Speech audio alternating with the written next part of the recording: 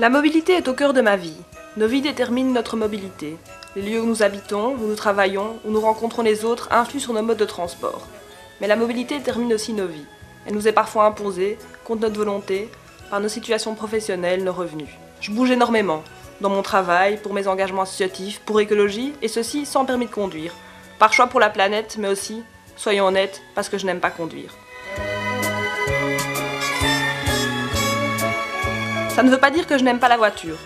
Tant qu'elle fait que l'espace public est aussi aux piétons, je ne les ennuie même pas.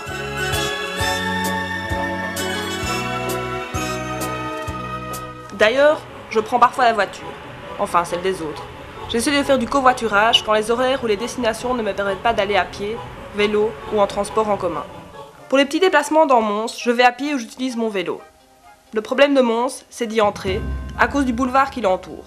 Heureusement, afin de cacher les piétons, on a créé de beaux souterrains, rassurants et sentant le printemps, ou une magnifique passerelle hyper sécurisante. Il y a un truc qui est vraiment formidable dans une ville à sens unique comme Mons, ce sont les sens uniques limités.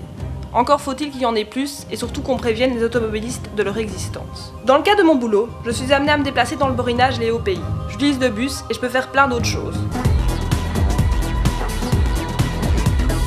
Mais la fréquence, c'est vraiment loin d'être ça. Et le week-end, n'en parlons pas. En prenant tous ces transports, il paraît que ça veut dire que je fais de l'intermodalité, si vous le dites. Je crois surtout que mon portefeuille fait une overdose de ces différentes cartes de transport. Une sorte de passe-partout qui serait valide sur tous les réseaux de transport en commun en Belgique, mais aussi auprès des sociétés de taxi et de car sharing, telles que le réseau Cambio, ainsi qu'auprès des agences de vente, de location ou de prêt de vélo. Ce serait hypermobile.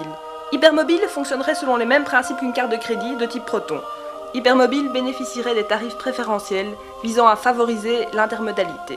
Bon, pour le retour, j'ai trouvé que vu ce que les autres parties font, la recherche doit aller vers la télétransportation.